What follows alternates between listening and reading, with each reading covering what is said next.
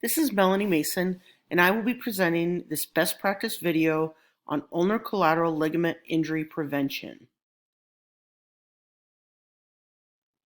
My best practice recommendation is baseball pitchers should participate in a UCL injury prevention program focusing on strengthening the forearm flexors to decrease the valgus load placed on the UCL during overhead pitching. Let's start by discussing the anatomy of the medial elbow. The UCL is made up of three separate bands: an anterior band, a posterior band, and an oblique band. The anterior bundle is the primary stabilizer for valgus stress, such as seen in overhead throwing.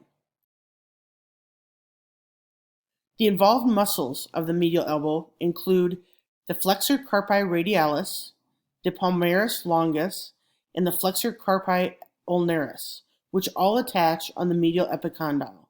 The focus of this best practice recommendation is that contraction of the forearm flexor muscles can help protect the UCL from a valgus force when they are contracted.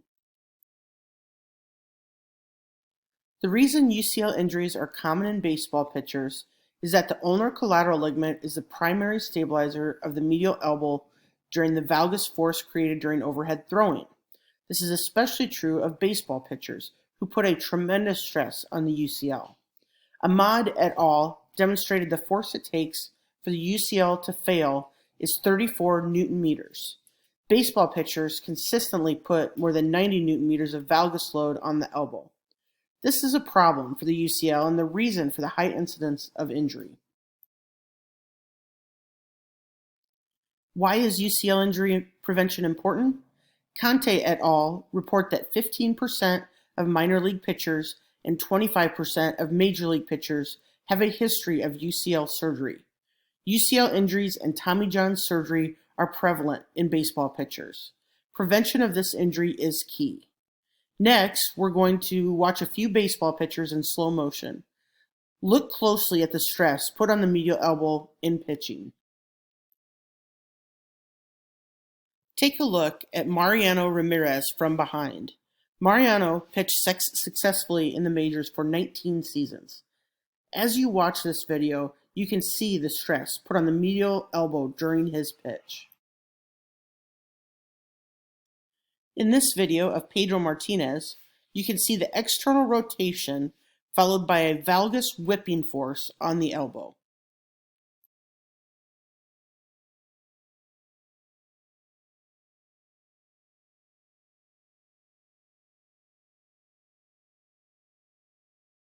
Tom Glavine is considered one of the best pitchers of all time and threw for both the Braves and the Mets. While his pitching form is outstanding, you can see from this front view that his throwing elbow still takes a major valgus force while pitching. And finally, the big unit, Randy Johnson. Johnson threw consistently in the upper 90s throughout his career and even into the low 100s. He was known for the amount of external rotation his shoulder went into during his pitch. The external rotation translated into a large valgus force on his elbow.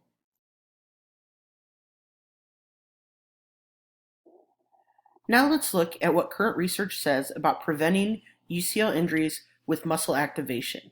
Multiple research studies show that the forearm flexor muscles help decrease the load on the UCL during overhead pitching. Pexa, Ryan, and Myers performed a controlled laboratory study where they examined 22 healthy males with no history of UCL injury. They looked at medial joint space under a valgus load with only the UCL providing resistance, and at the medial joint space under a valgus load with the UCL and with a maximal grip contraction. This was performed with the arm abducted to 90 degrees and the elbow flexed to 30 degrees. They found that joint space on the medial elbow was significantly larger in the loaded condition, 4.91 plus or minus 1.16, versus the loaded and contracted condition, 3.88 plus or minus 0.94. In this study, the medial elbow joint space is increased when a valgus load is applied. When a maximal grip contraction is performed under the valgus load, the joint space is significantly decreased. This means that the finger and wrist flexors assist in limiting medial joint space, helping to protect the UCL. This suggests that injury prevention programs for overhead athletes should involve exercises for the wrist and hand flexors to decrease medial joint space gapping during overhead pitching.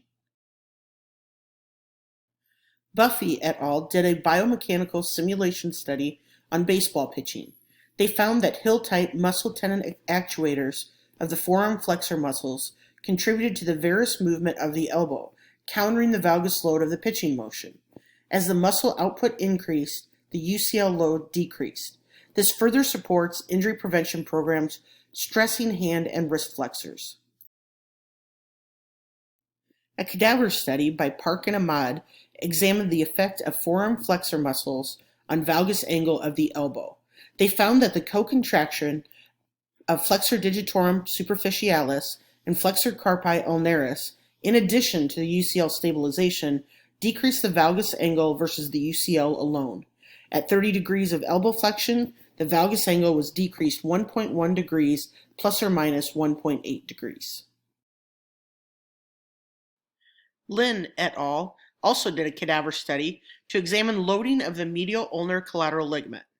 They found that at 45 degrees and 90 degrees of elbow flexion, contraction of flexor carpi ulnaris, flexor digitorum superficialis, and flexor carpi radialis decreased the load on the ulnar collateral ligament. Clinical bottom line. The wrist flexor muscles, which insert on the medial aspect of the humerus, can provide a protective effect when contracted during a valgus stress. UCL prevention programs should focus on strengthening of the wrist flexor muscles. Thank you for taking the time to watch my best practice video on prevention of UCL injuries.